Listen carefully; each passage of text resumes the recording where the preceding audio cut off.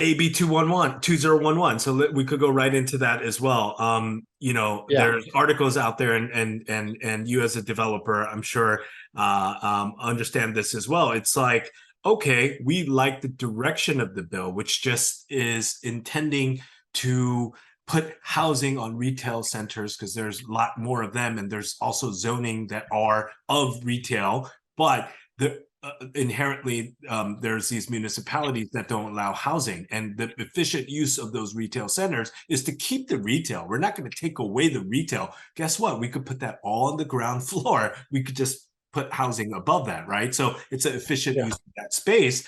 But this AB 2011 now requires prevailing wage if you want to utilize it. And so again, to your point, I think the intent of prevailing wage, I get it, but like the evolution of it in California with the in the courts has kind of made it too expensive. I mean, some developers are saying a 25% overall kind of labor increase that you have to put in your pro forma.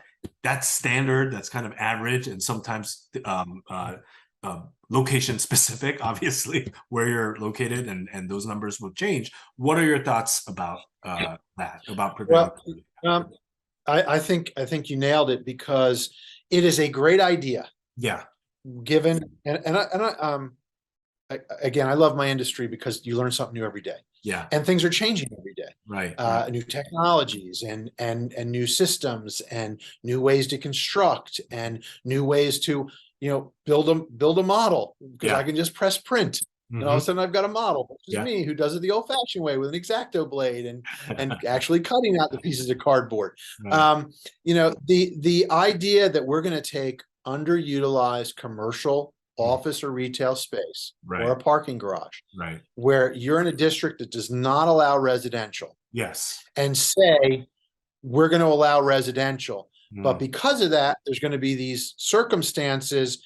The amount of affordable you do right, is automatic. If you're 10% required affordable in a base by right zoning, right, now it's 15%. 15, yeah, And I also must state, just so everybody is very clear, I'm a market rate developer. right, Affordable housing is its own silo, I think, in this industry, yeah, like manufactured housing. right, You like what people call trailer parks, mobile home parks. yeah, That is its own industry. right, Senior housing is its own industry. right, Affordable and market.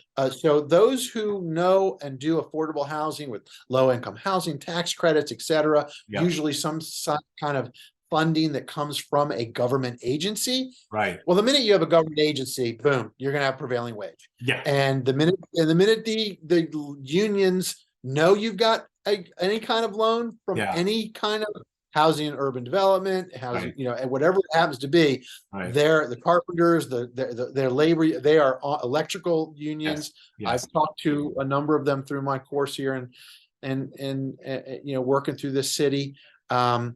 Which they think is fair. And right, to a certain degree, it's fair. If you're taking public funds, you should yeah, be using public labor to of course, really. And there's union labor, prevailing wage, right, and open shop. right, And open shop is what I do every day. right, You can have a company that might be a prevailing wage or a union shop bid it, but they'll never beat the guy who's an open shop because they right, don't have to worry about the training, right, programs. They don't have to worry about any kind of pensions, right, etc., which makes our labor rates higher than those around the world in some cases. So, right, I think that's an issue. mhm. And so it's like we opened up the opportunity and then slammed the door to a certain degree right before we even got through it. We already stubbed our toe.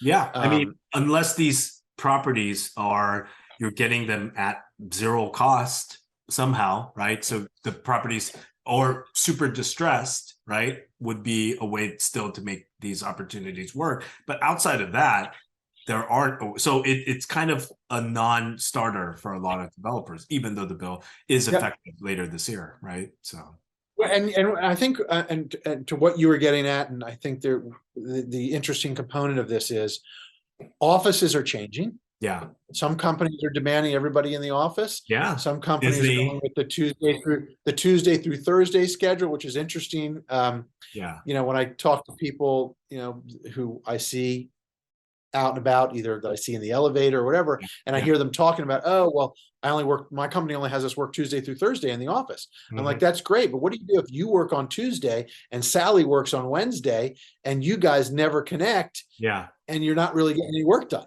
which I Yeah. think is a new problem for Right.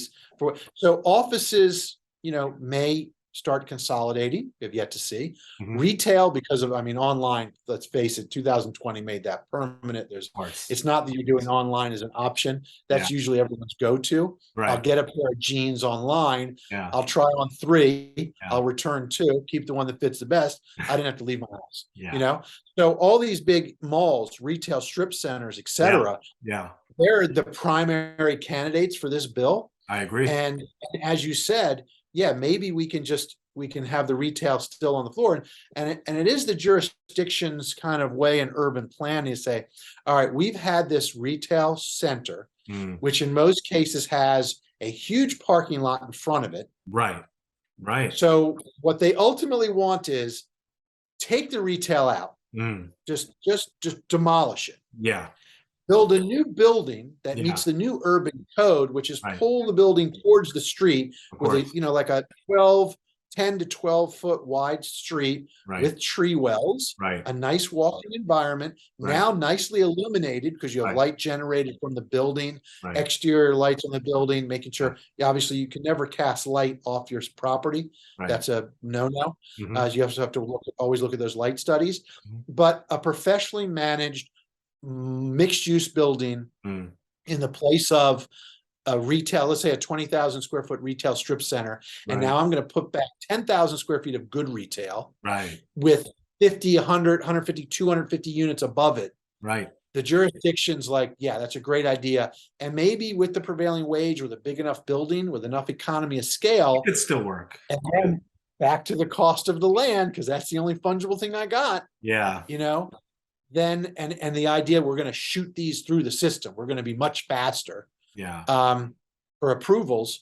That's, I think, again, it's a great idea. Right. You know, we and malls too. You know, malls have such huge parking lots. Yeah. Maybe you can condense the mall to the best, instead of 250,000 square feet, get it down to the best 50, 75, 100,000 square feet. Yep. Knock down all the stuff that's the crap Yeah. that's not required. Right. Put up a couple, maybe 2 big towers. Yeah. With, you know, with a nice retail between it. Mixed use is great. Vertical mixed use, you deal with venting and air conditioning lines, etc.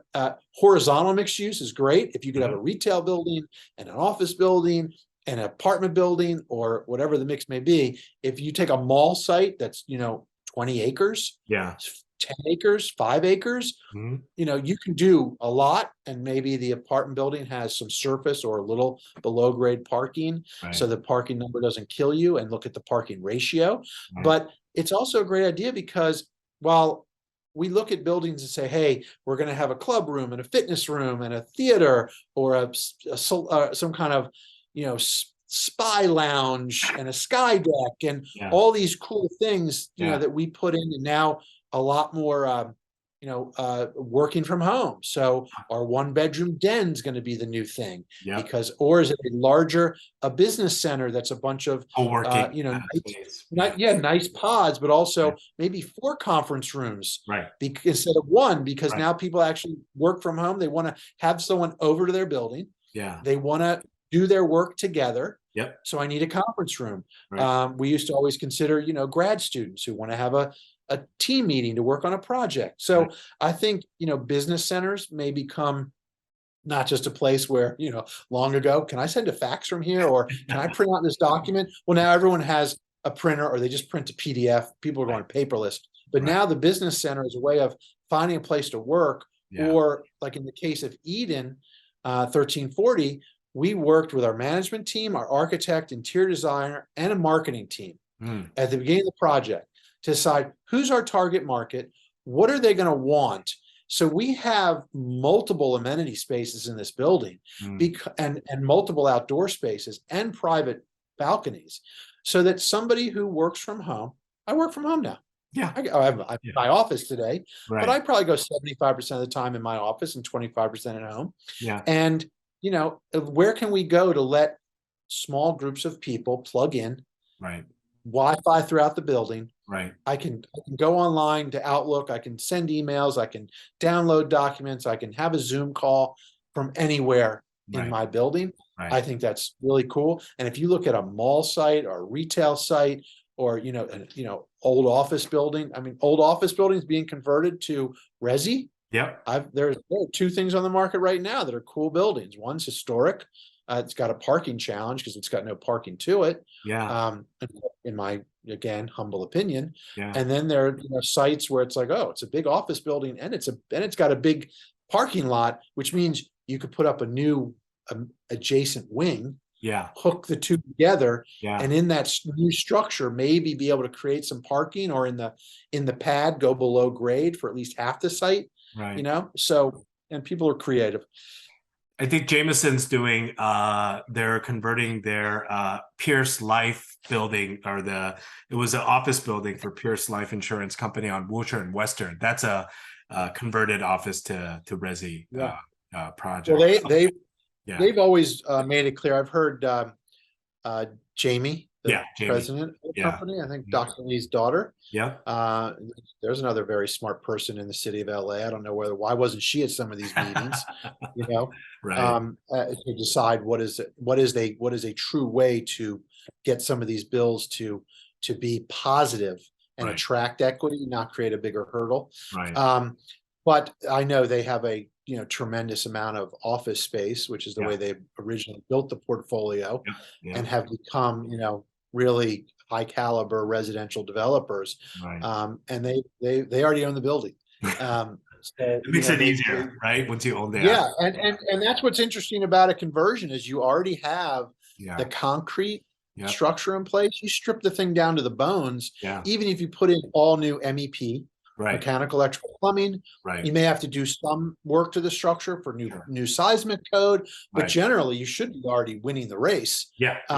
And the only real challenge, just so everybody understands, the only real challenge with converting office buildings to resi is how an office building core, which is usually tries to be about 10 to 15% of the typical floor plate square footage. It's always in the center. Usually, you have very long distances from where you'd get off the elevator and have let's say a hallway or a corridor to your outside, where your face of glass is. Right. So I have a very, very, in some cases, a very deep unit, which is where you think about kitchens, bathrooms typically go towards the corridor, because that's where you run your water. Like all of them. But could I maybe walk into a unit and my first encounter is maybe a nice foyer with a den that has no windows, but it's a den. Then I get to, and maybe a bathroom. Then I get to my kitchen, and then I get to my living area split with my bedroom on the outside face of glass, where by code I have to have fresh air, light, etc.